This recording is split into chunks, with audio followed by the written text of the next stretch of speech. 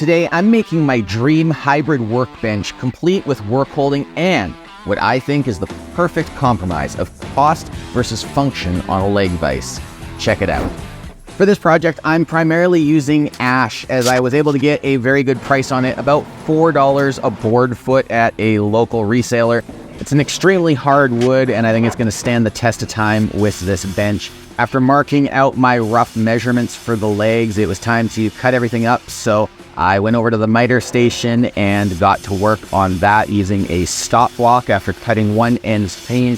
I'm doing this multiple cuts thing that you see on the miter saw just to make sure that there's no kickback and release a little bit of tension in there. It's the same reason I'm using the bandsaw to split my parts apart instead of the table saw. It's just a lot safer when you're dealing with the rough lumber. Is then over to the jointer, which again, as I like to say, you don't need a jointer for any of this. If you have a planer or hand planes, you can get the job done with those. I have videos I'll link for you down in the description. So with the legs all glued and clamped up, it was time to come back the next day.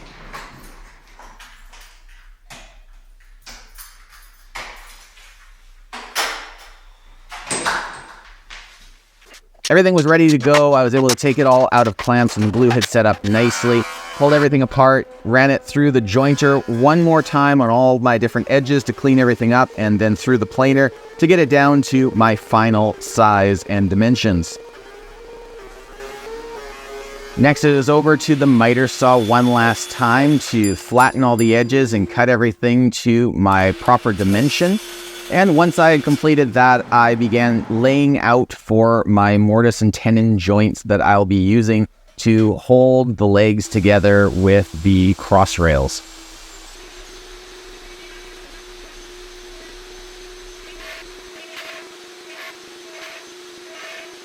When it comes to doing these mortise and tenons, you have two choices. One is what I'm doing here, where you square up the mortise. Option two is to round off the tenon. If I were to do this again, I would definitely be rounding off the tenon. I think it is way simpler and it's what I should have done from the very start.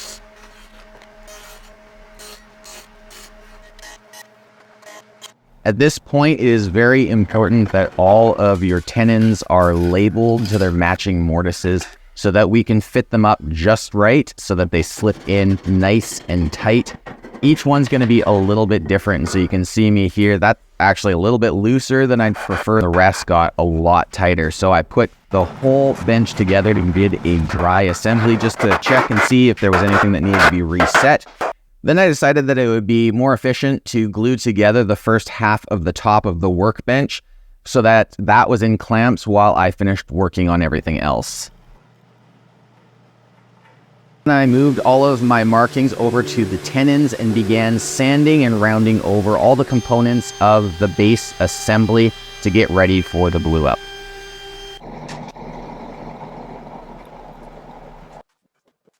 I let the first side assembly sit in the clamps overnight so that it was nice and strong as a foundation for clamping everything else together, and then proceeded to add clamps upon clamps upon clamps, get everything glued up and in place, and went to work on the vise chops.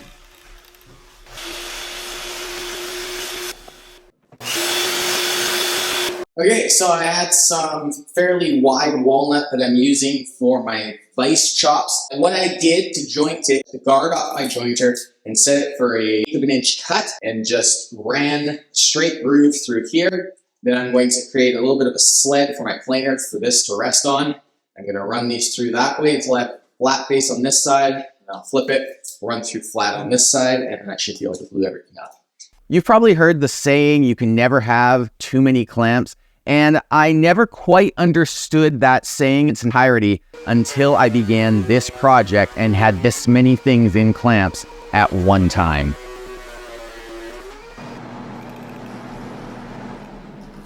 All right, that's the first side. I'm going to take it over to the miter saw here, chop that as accurately as I can, and then I'll bring it over and we'll do the next side.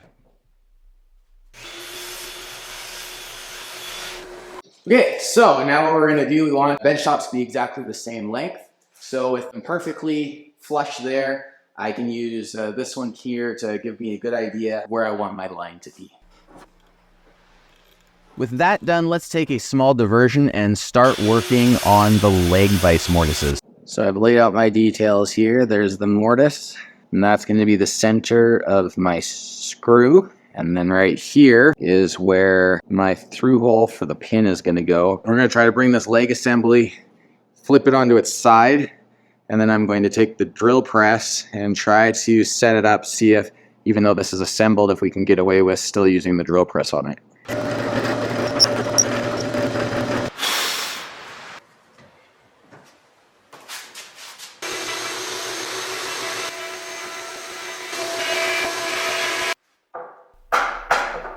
With the mortise done and the leg vise hardware installed in the bench, I went back to attaching the top. Okay, so I have marked my center lines here on both of these legs, and I've made sure that everything is flush. And now what I'm going to do, grab this box. In this box, got my doweling jig. So we have the center line here, the line on this mark that I've made. Clamp it into position and we're ready to go.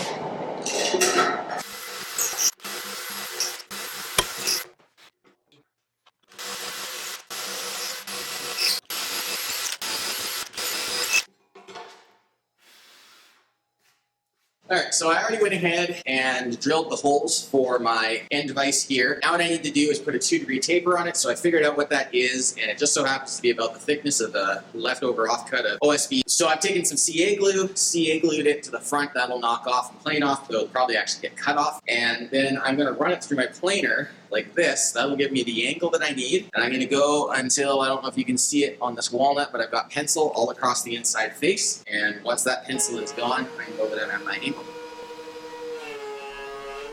After getting the angle just right on the vise chop, it was over to the end of my bench to apply some contact cement and some of this rubber cork gasket material, which you can get from any auto parts store or from Amazon.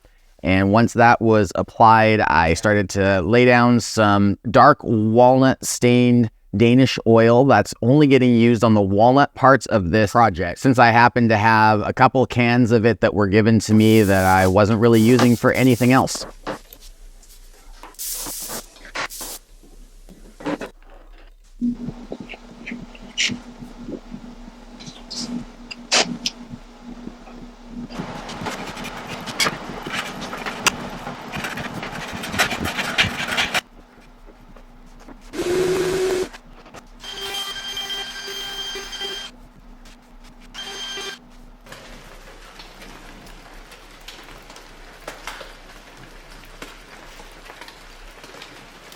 I'm going to be drilling the dog holes in this workbench now. I've got everything laid out on the workbench, and what I've done, at least for this first side here, is I've rigged this up on the drill press. I put a 3/4 inch hole through with a Forstner bit, and the distance of the block here is the exact distance to center the hole on the line. Put this fence on, I'm going to clamp it in place, and we should be good to go. While I go ahead and drill these holes, I'm curious, what kind of workbench do you have in your workshop, and what would be your dream bench? Let me know down below. Now with those holes all drilled, I turned my attention back to the leg vise, and it was time to make the leg vise chop out of these 2 pieces of 8/4 walnut that had been glued together. So while it was still 1 square block, I began drilling out a through hole for the pin that holds the crisscross hardware to the vise and back to the bench. That was quite the to-do, but then it was on to do another one of those long mortises to clean everything up before fitting all of the hardware and making sure that the vise was sitting properly against the leg of the bench.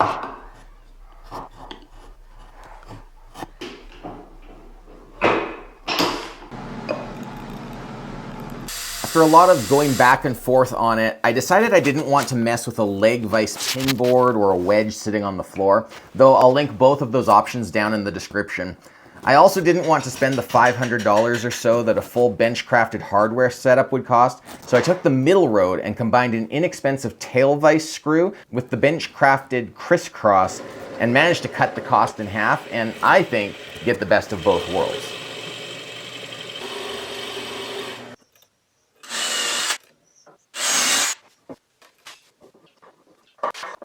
So you can see I haven't moved my table saw into the garage yet. I just set the leg vise on this tapering and edge jointing jig, which I'll link how I make it up above here. And blade wouldn't go through all the way. So now it's time to take my hand saw back in the garage and we'll get this finished up.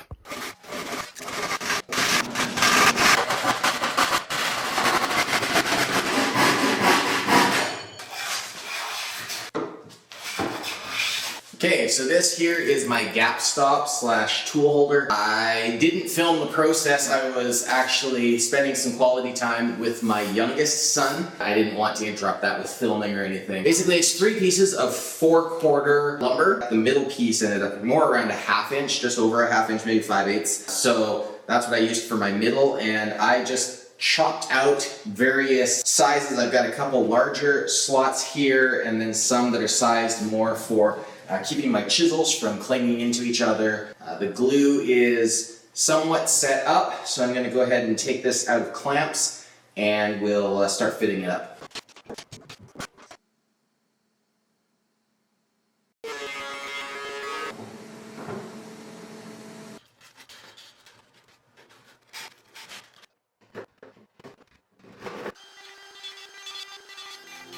Let's jump into final thoughts and final shots. This hybrid workbench was inspired by the Wood Whisperer Guild's plans with some tweaks to make it my own. So far, I'm loving it and I use it daily. The leg vise is a dream to use, and while it would have been nicer with the full bench-crafted glide system, I can handle saving some $300 or $400 and turning the handle a few more times to tighten and loosen it. If you've stuck around to the end, let me say thank you. Be sure to let me know your thoughts and suggestions, and as always, until next time, make sawdust, not excuses.